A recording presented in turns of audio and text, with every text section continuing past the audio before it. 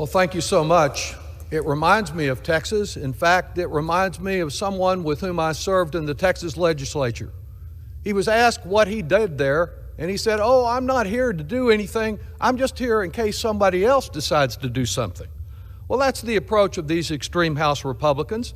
They have no plan to protect our families from pollution, to protect our planet from the climate crisis.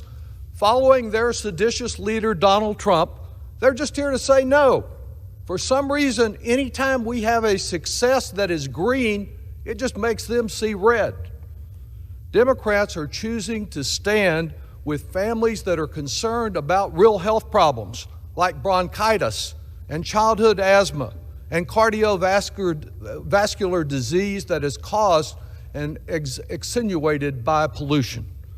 We need some heavy-duty action here today to protect our lungs and the lungs of our planet. Yet they object to even this modest heavy-duty truck rule, the first updating of this pollution standard in 20 years. With their fossilized thinking and their smoggy judgment, Republicans are permitting our planet to overheat, and with this rule rollback, they would ensure that we keep choking during the overheating.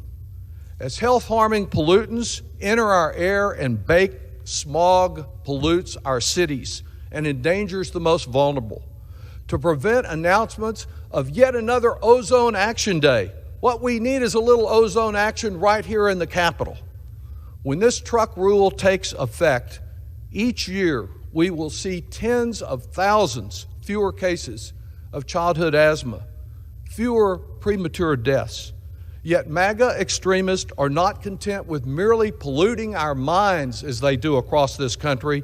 They refuse to prevent smog and soot from polluting our lungs. Yes, life is a highway, but it need not be overwhelmed with health-harming pollution. Adopting a cleaner standard for trucks protects all of us, but especially the most vulnerable, the young, the elderly, those with respiratory ailments.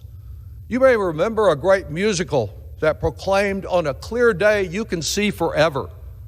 But not so much now. Not so much or so often in much of America, even in our smoggy national parks.